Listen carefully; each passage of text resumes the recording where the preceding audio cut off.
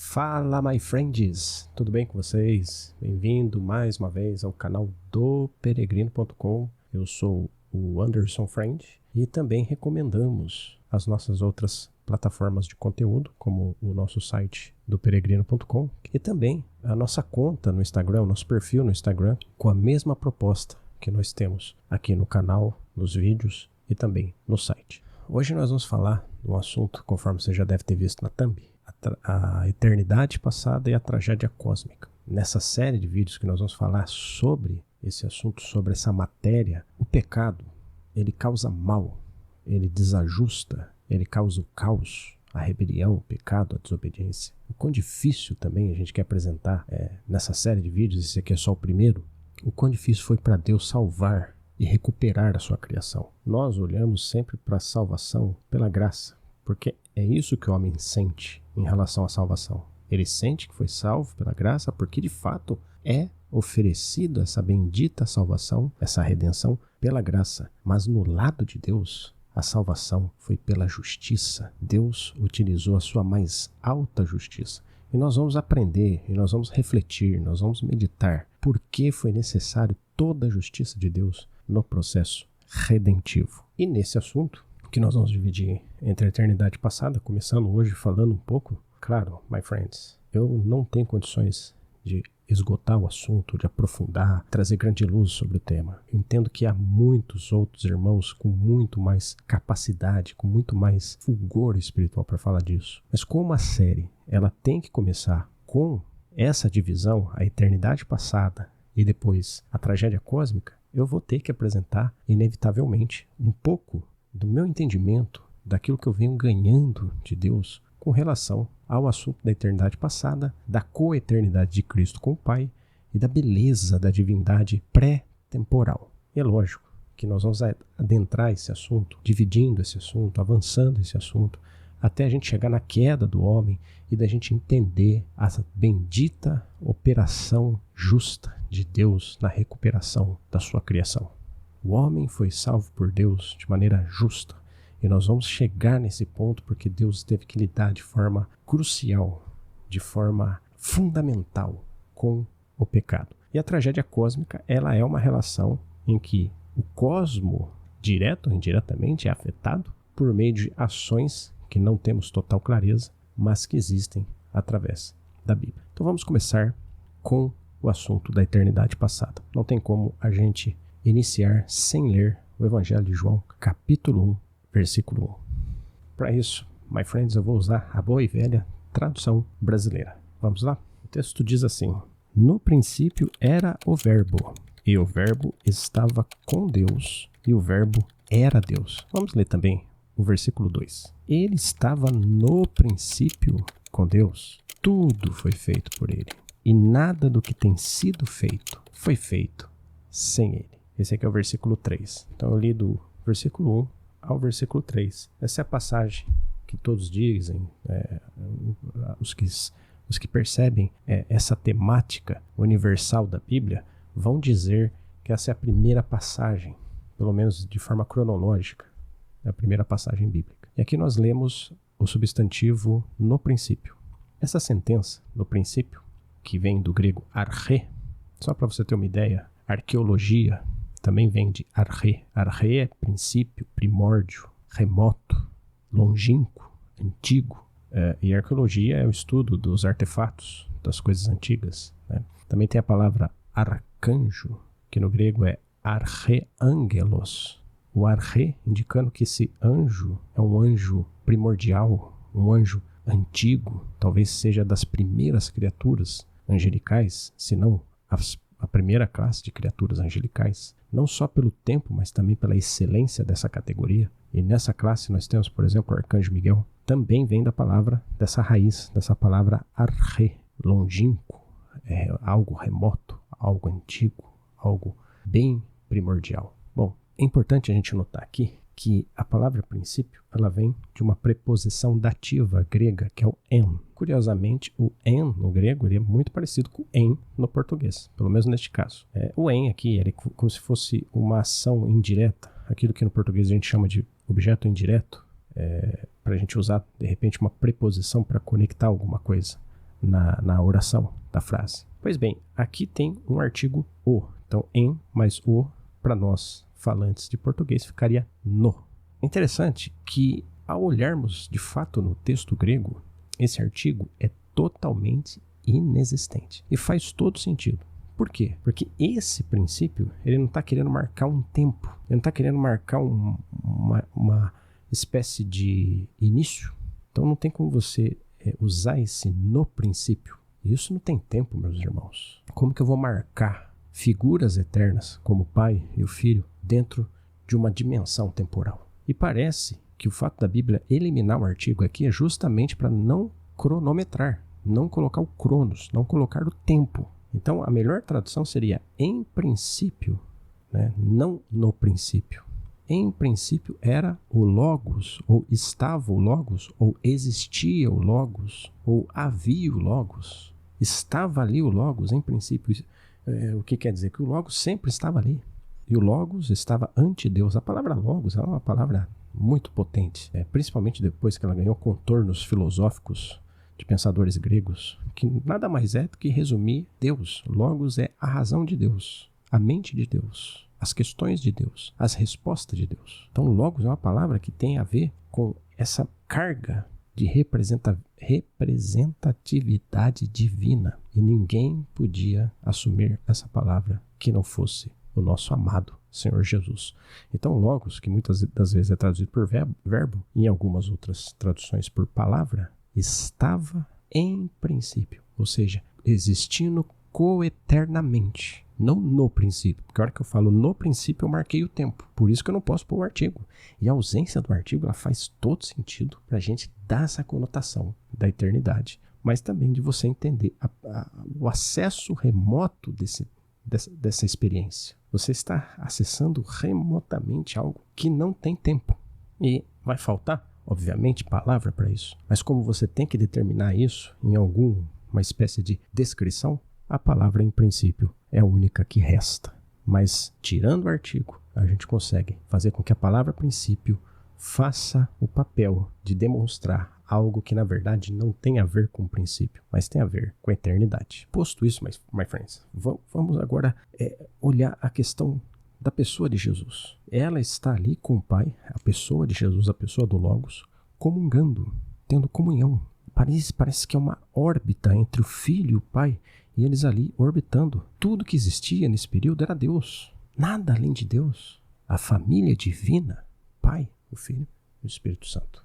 E agora eu quero ler com vocês o versículo 18, para isso eu vou usar também a Bíblia, tradução brasileira, para a gente perceber uma coisa muito importante nessa análise que nós estamos fazendo da eternidade passada entre o Pai e o Filho. O versículo 18 diz assim: ninguém jamais viu a Deus. O Deus unigênito que está no seio do Pai, esse o revelou. A palavra Deus unigênito, ela vem de manuscritos antigos, assim como também a palavra filho. Então, algumas traduções de Bíblia optou por traduzir aqui filho unigênito. Mas a gente entende que o melhor meio de você traduzir é acessar o manuscrito mais antigo, que determina que a palavra aqui deve ser Deus unigênito. Mas Deus unigênito, ela faz muito sentido, sabe por quê? Porque parece que o versículo 18 está conectando com o versículo 1. E o versículo 1 ali, o foco não é a filiação. O foco é a divindade do Logos. E aonde estava o Logos e com quem estava o Logos? O Logos estava com Deus. O Logos comungava com Deus. O Logos orbitava, estava na órbita divina, tendo comunhão com Deus. E aqui diz unigênito. Mas tem uma palavra muito especial nessa passagem, que eu acho assim, que a gente não pode ignorar. Seio do Pai. O Logos estava no seio do Pai. Ele sai do núcleo do Pai. Parte mais sublime do Pai. O núcleo do Pai. É uma genitura nuclear. E o Deus unigênito, por assim dizer, estar nessa situação indica que houve uma geração, mas uma geração coeterna. Ela é uma geração íncita, inata, conata, congênita. Eu lembro de ter lido Orígenes, e Orígenes, pai da igreja, da era patrística entre o século II e III, ele dá um exemplo que eu considero o exemplo mais fantástico que se poderia dar em relação a essa questão da genitura do filho, da geração do filho que estava no seio do pai. Ele dá um exemplo assim. Suponhamos que o sol, no momento que ele é construído, criado, no momento que o sol é sol, aquela massa de fogo incandescente, aquela estrela que alumia os planetas que estão na sua órbita, essa mesma estrela, essa mesma massa, essa mesma matéria de fogo incandescente, de luz, de potente energia, ela, ao ser sol, carrega com ela duas coisas, luz e calor. E no exemplo, na analogia de Orígenes, ele diz o seguinte: quando o sol é sol, ele não cria o calor, mas ele gera. O sol, ao ser sol, ele gera a luz. Essa geração é espontânea e inata, espontânea e orgânica, porque ela não tem rompimento com o objeto em si ao qual ela faz parte. Então, quando o sol é sol, a luz é luz. Não tem como o sol ser sol sem ter luz. Não tem como o sol ser sol sem ter calor. Nesse sentido, o sol gera a luz, gera o calor, mas jamais cria a luz e cria o calor. Porque se o sol criasse a luz e o calor, esses elementos que viriam a ser criados supostamente pelo sol, eles teriam uma fração de tempo de espera para depois serem criados. Agora, quando é gerado inatamente, na mesma fração de tempo que o sol é sol, a luz é luz e o calor é o calor. Então, sol, luz e calor nascem ao mesmo tempo, embora a luz e o calor sejam geradas pelo sol. My friends, essa é a melhor forma de você alegorizar ou de você tentar dar um exemplo dessa relação inata, íncita do pai com o filho. Então, o filho estava o tempo todo no pai. O filho sai do pai. O filho é gerado do pai, mas nunca criado. Esse foi o erro do engano ariano que perpetrou o século III, o século IV, e foi uma doutrina tão ferrenha que se apegou, que se proliferou, que teve que existir o Concílio de Nicéia para combatê-la, para enfrentá-la e para derrubar a sua força, que nada mais era em dizer que Jesus Cristo era algo menor que o Pai, era um Deus menor e era uma criatura, ele foi criado por Deus. Não há nada na Bíblia que fala isso. Jesus, ele sai de Deus e estava eternamente com Deus. Isso quer dizer que não só ele é alguém correlato a Deus, coeterno com Deus, mas como ele é da mesma substância. O fato de ele ser chamado de Deus unigênito indica que ele tem a genitura de Deus, a gênese de Deus, a substância de Deus, a ousia de Deus. E essa ousia de Deus é una a uma única natureza, a uma única substância do qual Jesus participa da mesma força, da mesma potência, da mesma essência e da mesma qualidade. Não podemos negar isso. E se você tem dúvida disso, se você tem dúvida até ter visto esse vídeo até aqui, creia com fé simples, meu irmão, minha irmã. Jesus é Deus, Deus dos deuses, Deus acima de qualquer Deus, Deus todo-poderoso, Deus participante da mesma natureza do Pai e do Espírito Santo. Essa é a essência da eternidade passada. Agora nós vamos falar da tragédia cósmica. Agora nós vamos ler um outro trecho também, que vem logo em seguida, ainda que se pudéssemos dizer cronologicamente, ele vem em seguida a João 1, que é Gênesis 1. Eu vou ler para você Gênesis 1 até o versículo 2. Para isso eu vou usar, mais uma vez, a tradução brasileira. No princípio, criou Deus o céu e a terra. A terra, porém, era sem forma e vazia, e havia trevas sobre a face do abismo, mas o Espírito de Deus pairava por cima das águas. A gente tinha falado no começo do vídeo da palavra a princípio sem o artigo, porque ela deve não ter o artigo, porque você está falando de um espaço em que o tempo ainda não existe. Então você só pode dizer que há uma coisa encaminhando para o início, mas antes do início. Por isso, em princípio, ou seja, está indo ao princípio, mas não é o princípio ainda, e a ausência do artigo denota que você está ainda num vácuo fora do tempo. Agora você vai pensar assim, bom, mas nessa passagem aqui, provavelmente tem um artigo, no princípio, porque nós estamos falando da criação, e a criação, ao ser criação, passa também a ser tempo, porque o tempo também é algo que passa a ser criado. A dimensão do tempo passa a existir, e o começo passa a existir. Pois bem, meu amigo, também aqui não tem o artigo, porque a ideia da criação é que a criação ela é criada do nada, e o nada, que é tudo aquilo que vem antes da criação, também não carrega tempo. Então,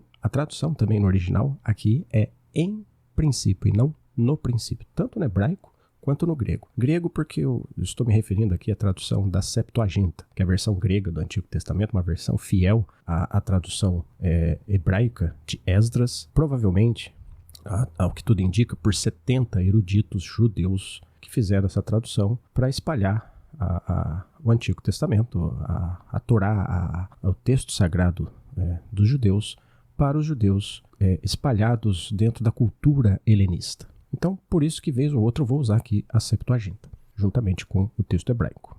Então, como a Terra, como o mundo, como o universo, como o cosmos, ele também foi criado do nada, sem um processo evolutivo, sem elementos que foram carregando outros elementos, mas simplesmente foi criado. É o que aparece no versículo 3 de João 1. Tudo foi feito por ele, e nada do que tem sido feito foi feito sem ele. Então essa é a parte de Gênesis, que é o versículo 3. Então primeiro o retrato da eternidade, da comunhão divina entre Pai, Filho e Espírito Santo, dessa relação divina há tempo, pré-tempo, e depois, obviamente, a criação como um todo. Quando Deus, no seu conselho, na sua decisão, né, ele fala, bom, vamos criar coisas, vamos criar personas, vamos criar criaturas, vamos criar matéria, vamos criar o cosmos. E aí as coisas passam a existir, inclusive o tempo. Uma parte importante do que a gente leu aqui é o versículo 2. Porém a terra era sem forma e vazia. Antes de eu falar desse versículo 2, eu já quero indicar para vocês que ao que parece, o versículo 1 é uma coisa, o versículo 2 é outra coisa completamente diferente. O versículo 1 seria a criação de fato. Como Deus cria do nada e com condições criativas bela, perfeita e acabada. O versículo 1 diz que criou. É um elemento finalizado. Por exemplo, na Septuaginta está no auristo. Auristo, ativo, indicativo, na terceira pessoa. Criou. O auristo, não só ele tem uma ideia pretérita, muitas vezes, nem sempre, porque os verbos nas línguas originais, principalmente nesse caso o grego, ele não tem uma ideia de falar quando aconteceu, mas como aconteceu. Ele quer qualificar, ele quer trazer você a experiência do que aconteceu. Então, nesse caso, o auristo ele tem uma ideia de algo que você vê numa visão geral, numa visão acabada, numa visão pronta. E é isso que parece que é o versículo 1. Está pronto, criou o céu e a terra. Pronto. O versículo 2 diz, mas, ou algumas outras traduções, porém, e ainda outras, no sentido de adversativo, e a terra era sem forma e vazia. Vamos ler Isaías, capítulo 45, versículo 18. Isso eu estou usando mais uma vez a tradução brasileira. Diz assim, pois assim diz Jeová, o Deus que criou os céus e a terra, que formou a terra e a fez.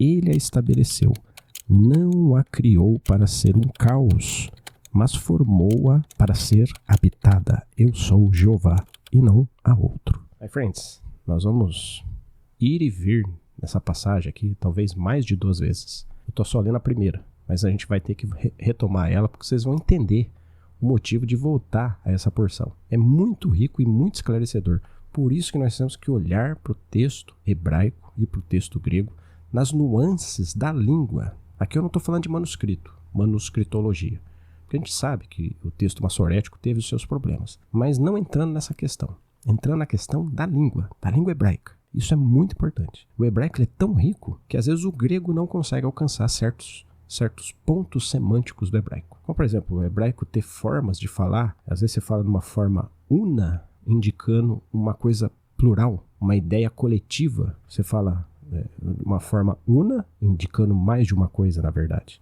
A própria palavra Elohim é assim. A palavra sopro de vidas, né? A palavra vidas, o Rai, né? É assim, dando a entender que é uma vida, mas na verdade é mais de uma vida.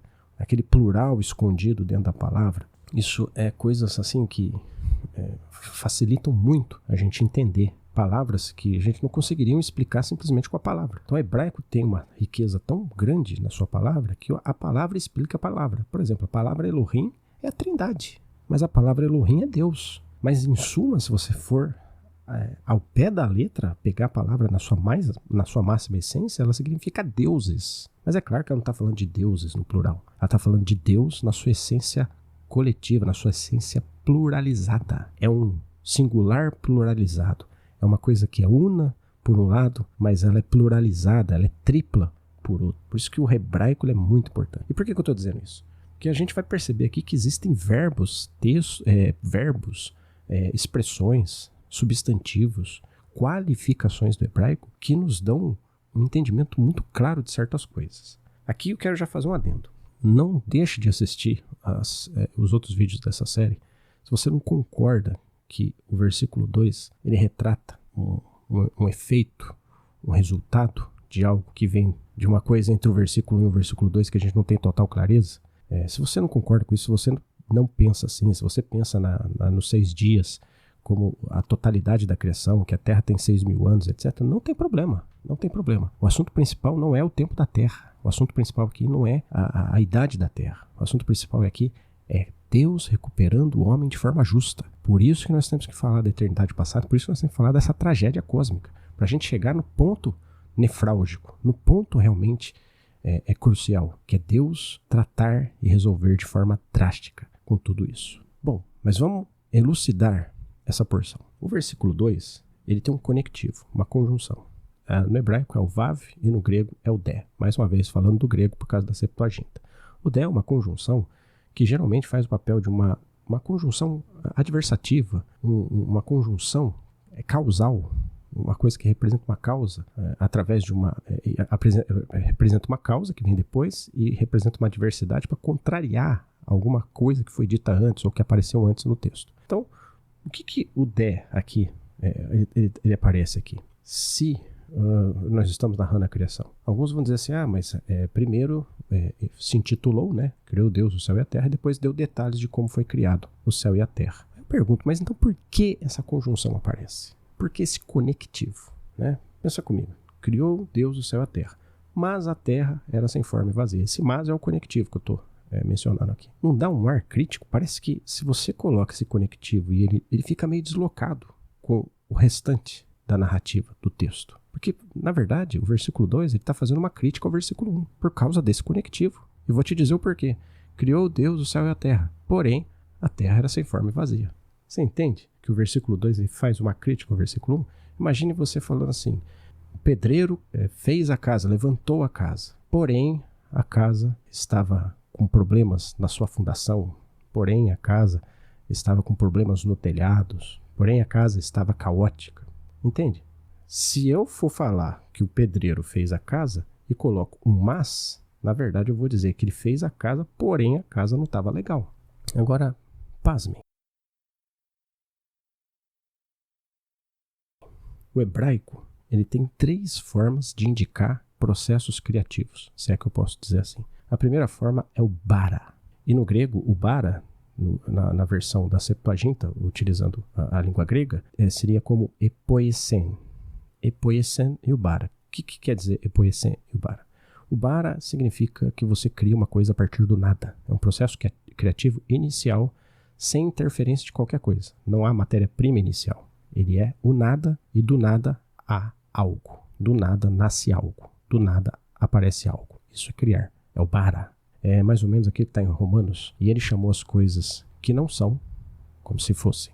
Isso é criar do nada. Coisas que não existem e passar a existir. É o epoiesen, também no grego. É uma palavra que se aproxima ao bara. É o poiel no grego, na sua raiz, e epoiesen, por causa de estar no aoristo ativo indicativo. Aí aparece o epsilon e o sen. Aparece também uma outra palavra no hebraico para indicar algo que é feito, que é a palavra assar. Assar, ele vai dar uma ideia de refazer, retificar, restaurar, fazer como se você tivesse aqui uma base e a partir dessa base você faz, restaura, etc.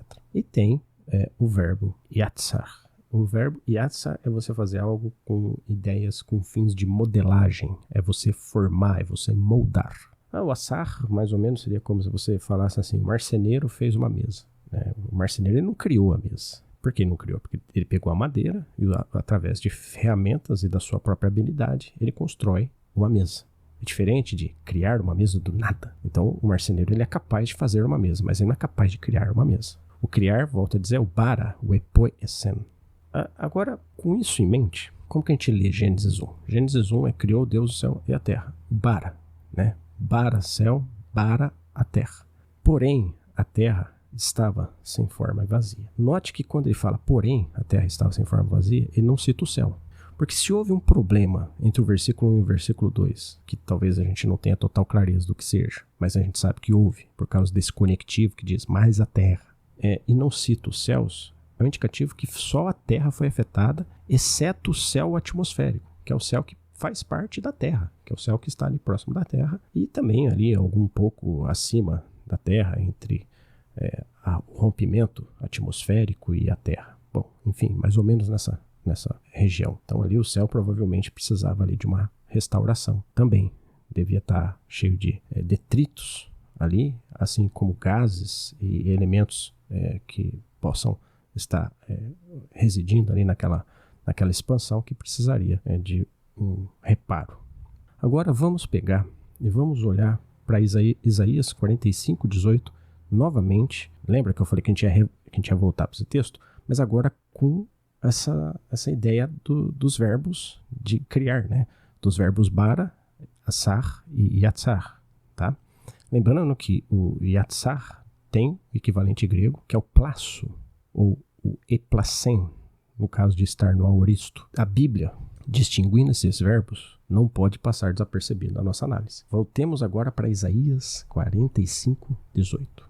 Vou usar de novo a tradução brasileira. Mas assim diz Jeová, o Deus que criou os céus. Aqui é bara, criou os céus. Só que quando ele vai falar da terra, ele não usa bara, ele usa que formou a terra. Aqui é yatsar, tá? E a fez, também não diz e a criou, e a fez. Ou seja, essa parte aqui, ele está moldando a terra, ele está restaurando a terra. E depois diz, ele a estabeleceu. Não a criou para ser um caos, mas formou-a para ser habitada. Esse estabeleceu, ele colocou os marcos. Na língua grega, quando você lê aqui na Septuaginta, vai dizer que ele fez a terra aparecer. Ele fez a terra surgir. Ele fez a terra aparecer.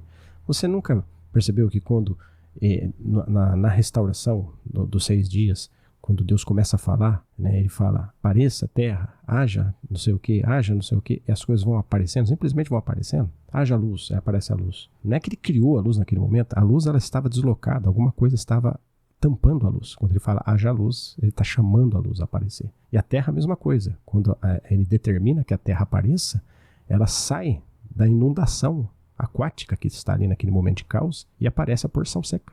E é exatamente o que aqui Isaías 45, 18 diz, quando ele determina, quando ele delimita, quando ele coloca os seus marcos, quando ele delimita a terra. Então, ele criou os céus, mas formou a terra. Por que ele não diz criou a terra? Porque aqui, Isaías 45, 18, ele está retratando o processo criativo e o processo da restauração. No processo criativo, ele cria os céus. Como o céu é mais de um, o céu que foi afetado, ou a parte celestial que foi afetada, é aquela parte celestial que eu já disse para vocês, que é a parte atmosférica. Depois diz que formou a terra e a fez. A estabeleceu, colocou seus marcos, não a criou para ser um caos. Agora, o profeta está colocando aqui a palavra, não a criou, porque o texto está dizendo que se há um caos na terra, não é devido à sua criação, porque ele não cria a terra para ser um caos. E por isso, pelo fato de ele não criar a terra para ser um caos, é que ele está formando a terra, ele está moldando a terra e refazendo a terra. O texto de Isaías 45, 18 explica a criação e a restauração num só versículo, meu amigo. Num só versículo, meus friends. E as pessoas ficam muito paradas nesse versículo só para se atentar ao princípio. Qual é o princípio? Que Deus não cria a terra para ser um caos.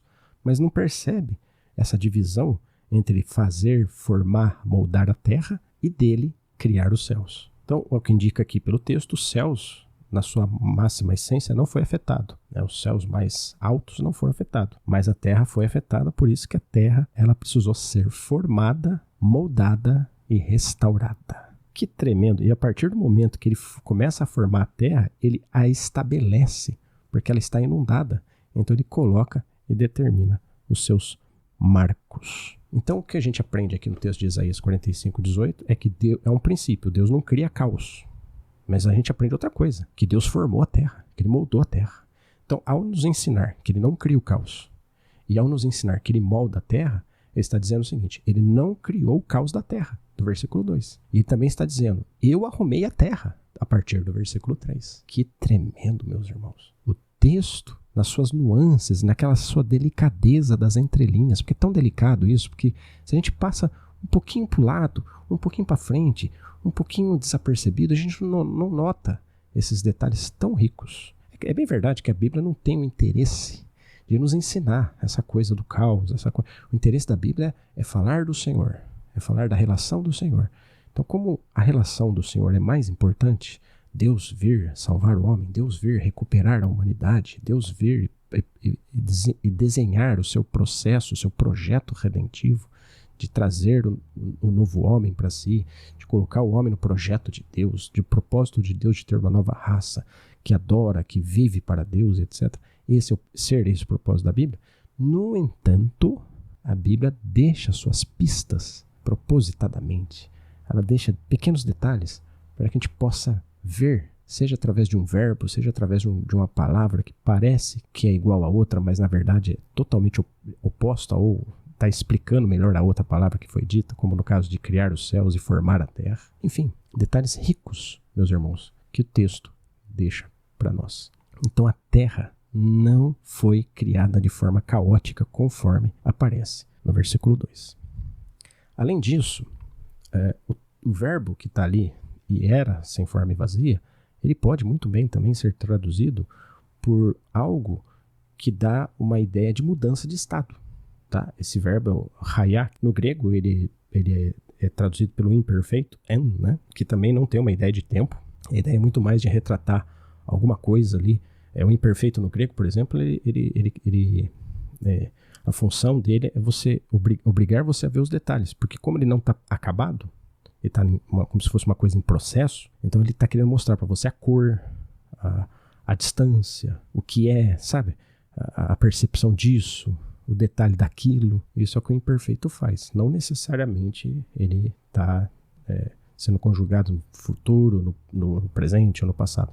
Ele quer que a gente olhe detalhes. E no hebraico, a expressão aqui do estar, do tornar, do ser, do estava, ela tem uma ideia muito parecida, muito ligada com a mudança de estado, com uma coisa que era e passa a ser outra. Por exemplo, esse mesmo verbo no hebraico aparece em Gênesis capítulo 2, versículo 7, quando diz que Deus, ao formar o homem do pó da terra, soprou-lhe nas suas narinas o fôlego de vidas e o homem passou a ser alma vivente. As nossas Bíblias traduzem passou a ser. Mas ali é raiá, o mesmo verbo que diz que a terra era sem forma e vazia. Por que não se traduz? E o homem era alma vivente. Porque não tem como você traduzir assim, porque ele não era ainda. Ele passaria a ser. Mas é o mesmo verbo que diz que a terra era sem forma e vazia. Um outro exemplo.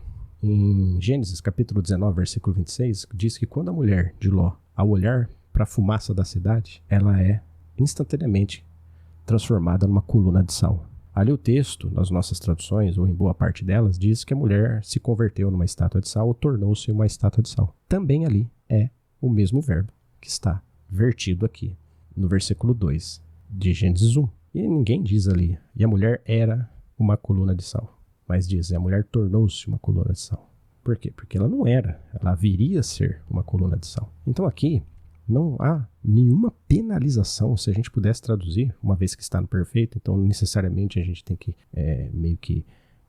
ser obrigado a traduzir meio que num tempo quase que presente, né?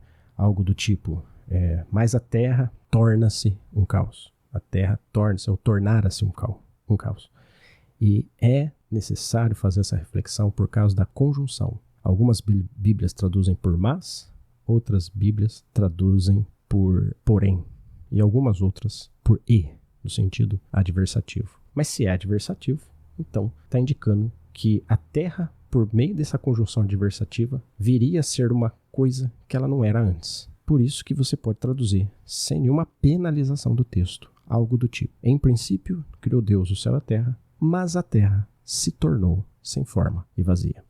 Ainda em relação àqueles que defendem que Gênesis 1 é uma espécie de preâmbulo, e Gênesis, o versículo 1, né, e o versículo 2 e em diante até o versículo 3, e toda a narração do Gênesis É como se você estivesse dando detalhes daquele preâmbulo. Eu acho que nós temos aqui um pequeno problema. Voltando ao assunto da conjunção. Se aparece a conjunção, por que eu estou detalhando uma coisa com uma ideia adversativa, com uma ideia causal? Você não escreve e-mail colocando um título e depois no corpo do e-mail você fala, mas, né? Você não escreve um livro e coloca um capítulo 1 e depois você começa, mas, percebe? E tem uma passagem que é muito interessante, que pode retratar isso também de uma forma muito especial, que eu creio que também resolve esse problema, que é Gênesis 5. Por quê? Se você defende que é normal ter essa conjunção a partir de um título e depois você usar essa conjunção como se você estivesse dando detalhes depois, se você não acha que essa conjunção está deslocada, que esse conectivo ali está funcionando de forma natural, então você vai ter que admitir que isso é um padrão bíblico, de você iniciar títulos e depois dar detalhes desses títulos a partir de um conectivo. O que eu quero dizer é, tipo assim, o título seria, criou Deus o céu e a terra. Agora eu vou dar detalhes de como ele criou. A terra estava sem forma vazia, e ele disse, apareça a porção seca, e depois ele diz, haja, os vários hajas ali de Gênesis, e ele dá os detalhes daquilo que foi dito no versículo 1. Mas vamos ver se esse é um padrão de você iniciar detalhes a partir de um conectivo. Eu vou ler aqui Gênesis capítulo 5. Este é o livro das gerações de Adão. Então, o livro das gerações de Adão, a gente pode colocar aqui como se fosse a criação. Esse é o livro da criação de Adão. Aqui já é um título, correto? Esse é o livro das gerações de Adão. Eu, naturalmente, agora teria que começar com um conectivo. O Vav, no caso do hebraico, o De, no caso do grego, ou Kai, ainda no caso do grego, sendo uma outra expressão, uma outra conjunção também. Mas vamos ver se é assim mesmo. Este é o livro das gerações de Adão. No dia em que Deus criou o homem. Não tem mas no dia que Deus criou o homem. Aqui não tem conectivo nenhum. Então, este é o livro das gerações de Adão. De fato, é um título. Agora ele vai explicar. Mas ele não explica a partir de um conectivo. Ele não explica a partir de um De, de um Vav, de um Kai. Então esse não é um padrão bíblico. Então Gênesis 1 e Gênesis 1:2 não é um padrão bíblico de você ter um título, de você ter um preâmbulo e uma explicação detalhada depois. É um indício, my friends, de que houve um problema. Eu vou continuar aqui em Gênesis 5. Este é o livro das gerações de Adão. No dia em que Deus criou o homem, a semelhança de Deus o fez. Homem e mulher os criou e os abençoou e os chamou pelo nome de homem no dia em que foram criados. Adão viveu 130 anos e gerou a sua semelhança, conforme a sua imagem, um filho, a quem pôs o nome de Sete. Foram os dias de Adão, depois que gerou Sete, 800 anos, e gerou filhos e filhas. Todos os dias que Adão viveu foram 930 anos e morreu. Entendeu? Cadê o mas aqui? Cadê o de? Cadê o porém? Poderia ter se o foco aqui de Gênesis 5 fosse retratar o caos da humanidade, porque houve um caos na humanidade, não houve? O dia que Adão e Eva pecaram. Poderia começar assim, esse é o livro das gerações de Adão. Este é o livro das gerações de Adão. No dia em que Deus criou o homem à sua imagem e semelhança. Porém, o homem pecou. Poderia colocar aqui, porém o homem pecou, se o foco dessa passagem fosse retratar o caos do homem. Mas não é o foco. Então, se tivesse uma conjunção aqui, indicaria que houve um problema. Indicaria que houve algo que aconteceu entre uma porção e outra. Deus criou o homem. Esse é o livro das gerações de Adão. No dia que Deus criou o homem, a sua imagem e semelhança. Porém, o homem pecou. Entendeu? Não aparece aqui o porém, porque o foco não é falar da queda do homem nessa passagem aqui de Gênesis 5, e sim falar, de fato, da genealogia de Adão, da geração de Adão, etc. Mas o foco de Gênesis 1 e Gênesis 1:2 não parece ser narrar a criação por causa do bendito mas, do bendito porém, do bendito conectivo que a gente está falando aqui. Esse conectivo faz toda a diferença. Então houve sim, meus irmãos, houve sim um problema. E esse problema nós vamos estar falando no decorrer dos vídeos aqui, que foi o pecado dos anjos, que ocasionou aquele caos. Deus não criou o caos foi ocasionado. Lembra 45:18 de Isaías? Isaías 45:18 diz que Deus não cria a terra para ser um caos. Então é um princípio divino que Deus não cria caos. Deus não cria o desajuste. Deus é justo. Deus tem ordem. Deus tem perfeição. A palavra ajustar, é você colocar justiça. Quando o relógio está errado, ele precisa ser ajustado. Se você pegar a palavra ajustar, no seu dicionário aí, no seu dicionário mais próximo aí, que que você tiver, ou se você consultar na internet, você vai ver que ajustar é colocar algo justo, é colocar justiça em algo que está sem justiça. Justiça é perfeição, é coisa correta, é coisa funcional. Deus não cria caos, Deus não cria imperfeição, Deus não cria coisas desajustadas. É muito pelo contrário. Deus é justo. E se sua justiça se macular, se a sua justiça se corromper, se a sua justiça se banalizar, melhor dizendo, pode estar perdoado, eu perdoo esse feito, eu perdoo essa ação, tudo colapsa, meus amigos, porque o senso de perfeição, de harmonia deixa de existir. Por isso que Deus não pode perdoar pecado, Deus tem que julgar o pecado. Se você, por exemplo, perdoasse o relógio por ele estar errado e não ajustasse as horas do relógio, você ia conviver com um relógio errado. Tudo bem, o relógio já está ali do seu lado, mas é errado. Você não ia confiar nunca nas horas dele. Ele ia dar as horas errada. Você ia conviver com um erro que nunca ia funcionar, de fato, para você. Então, onde não tem o ajuste divino, onde não tem a essência de Deus, que é a sua essência justa, tudo tende a ruir, tudo tende a colapsar. Por isso que houve caos ali, porque em algum momento Deus foi posto de lado. Em algum momento Deus foi descaracterizado. Em algum momento Deus foi desrespeitado. E essa classe que foi a precursora dessa fatalidade é uma classe pré-adâmica. E muito provavelmente estava na Terra e tinha o governo dos anjos, o governo de seres celestiais, que as envolvia, que envolvia essa categoria. De fauna, flora, de criação. Não é o detalhe a gente entrar agora nessa questão da criação, de que classe era essa, etc. Há livros muito bons para isso, tá? Eu indico aqui, inclusive, algumas obras, por exemplo, As Eras Mais Primitivas da Terra, que fala, inclusive, boa parte desse assunto que a gente está discutindo aqui. Esse livro aqui, O Descortinar do Drama da Ressurreição, William Graham Scroggie, ele defende a ideia da Terra tornou-se. Tem esse livrinho aqui? Não, tornou-se, a Terra tornou-se sem forma vazia, isso que eu quero dizer. Tem esse livrinho aqui do irmão Watchman Nee, The Mystery of Creation, inclusive, está sendo traduzido, está sendo publicado, está sendo feito, e a versão em português dele será publicada em breve pela editora Escriba do Reino. Livro extraordinário, meus irmãos. Muito bom. Aqui o irmão Nee, ele dá insights, ele até valoriza mais e coloca pontos, detalhes que faltaram ali no livro, por exemplo, As Eras Mais Primitivas, e outros tantos vultos do cristianismo do século XIX, como Thomas Chalmers, um gênio da época, considerado o maior clérigo presbiteriano, o maior clérigo da Escócia. Ele já defendia, já falava, já ensinava sobre isso.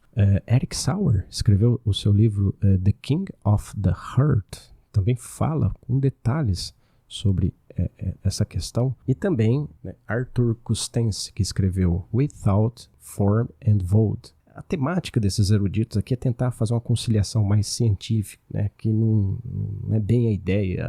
A gente não deve nada para a ciência, a gente não tem que ficar discutindo ciência, a gente não tem que ficar provando nada pela ciência. A ciência estar correta não é pela ciência em si. A gente tem que estar sempre com a Bíblia. A Bíblia é a verdade. A Bíblia é a palavra de Deus. Que bom que a ciência em algum momento desenvolveu algo, entendeu algo e fundamentou algo. Mas a palavra de Deus não precisa de qualquer amparo científico. Ela já é fundamentada por Deus. E se os estudiosos conseguirem alcançar alguma coisa, que bom que eles conseguiram entender algo aqui e ali. Mas a Bíblia é infalível. Nós nos apoiamos na palavra de Deus, sem restrições. Para finalizar, eu quero ler esse texto que a gente acabou de ler na Bíblia Textual, uma excelente Bíblia, né, que foi traduzida para o português recentemente, ela vem da Associação Ibero-Americana, é uma tradução muito boa, e ela é muito pautada nos textos originais. Eu quero ler para vocês como que está traduzido tanto o versículo 1 quanto o versículo 2, olha só. Em princípio, Elohim Alaftav criou os céus e a terra. Então aqui eu não tenho um artigo. Em princípio. Aquilo que a gente falou no começo. Agora é o versículo 2. Porém, olha lá o conectivo. Porém, a terra se há precipitado em caos e vazio. Vou repetir porque eu acho que vale a pena. Porém, a terra se há precipitado em caos e vazio. Se você procurava uma Bíblia para dar a conotação certa do versículo 2. Se você um dia leu As Eras Mais Primitivas da Terra, de G.H. Pember, né, que a gente mostrou aqui, e ficou pensando, puxa, será que tem alguma versão que fala e a terra tornou-se, a terra passou a ser sem forma vazia, até? Pois bem, nós temos aqui uma versão oficial de uma Bíblia muito bem traduzida, uma Bíblia muito boa, que faz uso dos bons manuscritos. Não escolhe só uma linha de manuscrito, ela faz uma crítica textual muito boa, que é a Bíblia textual. E aqui ela diz, porém a terra se há precipitado, né? Ou porém a terra torna-se, porém a terra converte-se. Faz todo sentido. Principalmente se a gente colocar Isaías 45:18 como um princípio, e se a gente tiver que harmonizar a palavra de Deus com ela mesma, no caso aqui com Isaías 45:18. Os verbos estão aí, a forma de usá-los estão aí, e a abertura para usar dessa forma é totalmente válida. Deus não cria terra para ser um caos. My friends, esse é o primeiro vídeo, essa série é longa. Desculpe a extensão aqui do tempo, a gente vai continuar falando, a gente vai continuar desenvolvendo esse assunto e aprofundando ele. Agradeço você por chegar até aqui. Se você percebe que tem pessoas que têm interesse por esse assunto, compartilhe esse vídeo com elas. E nós vamos seguindo em frente. Peregrino e peregrina. Nos vemos logo ali.